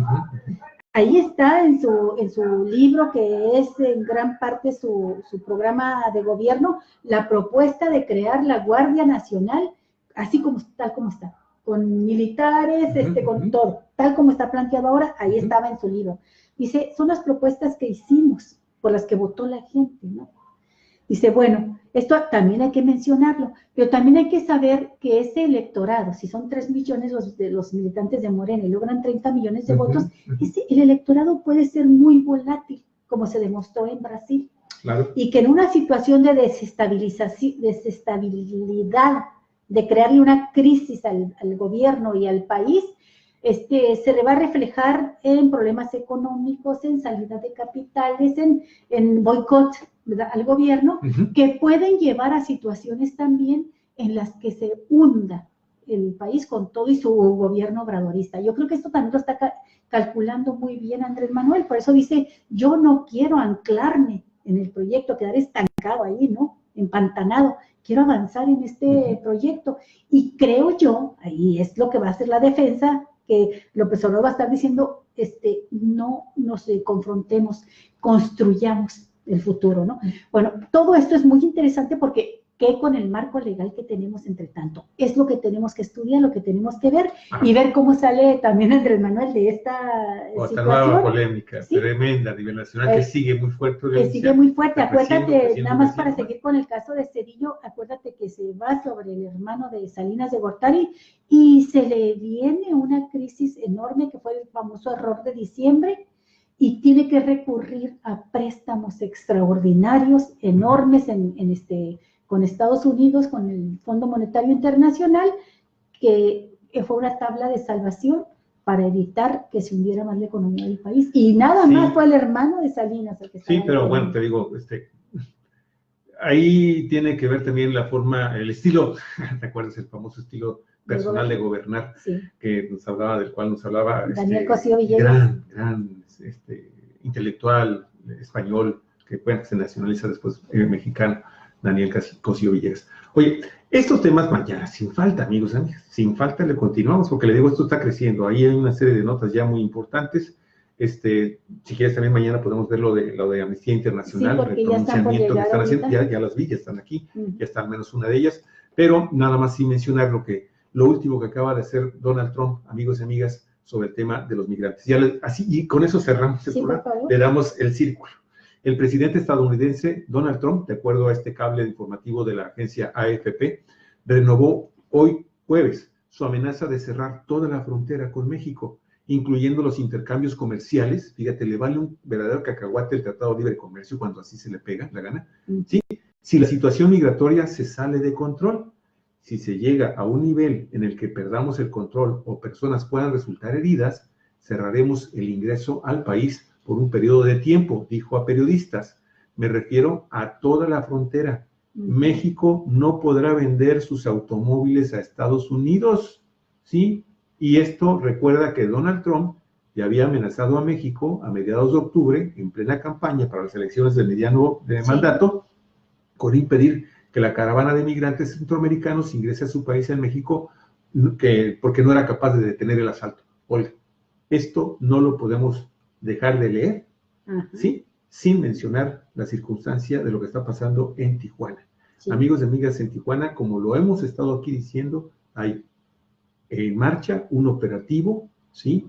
Un plan piloto, ¿sí? Para poder en un momento determinado cambiar, tergiversar, movilizar para el lado oscuro todo el tema de los migrantes. Y no me extrañaría que cuando estamos hablando de que puedan resultar heridas personas, estamos viendo el caso de Iván Revlin y, amigos, no podemos dejar de estar muy al pendiente de esta declaración, de este personaje y de muchos más que están llamando prácticamente a la ultraviolencia, ya con armas, algunas dicen letales o no letales, para detener a quienes ellos consideren que es indocumentado, que es un migrante centroamericano, y de esta forma responder si es que los inmigrantes o las personas que detengan le resultan respondonas, ¿sí? Para golpearlos, para agredirlos. Ahí está el tema.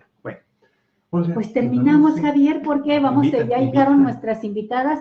Está Miriam Cano y yo creo que también Carlita Pedrín. El día 25 va a ser el Día Internacional, es el Día Internacional contra la violencia de género, no a la violencia contra mujeres y niñas. Y este es el tema que vamos a tratar con ellas. Como cae en domingo, Javier, pues lo adelantamos para hoy, porque mañana, el viernes, tenemos otras cosas que hacer, ¿no? Perfecto, amigos y amigas. Pues queremos agradecerle muchísimo de nueva cuenta al que esté con nosotros en este programa. Si le gusta, compártelo, ya sabe lo que le pedimos. Y pues háganos fuerte, siga haciéndonos fuerte, porque la verdad es que ya el portal, todas las redes, todas nuestras plataformas están cada día, crece y crece y crece, trayendo más gente. Les queremos agradecer mucho. Muchas gracias. Cuatro Vientos. Cuatro Vientos, periodismo en red. Y bueno, apagamos.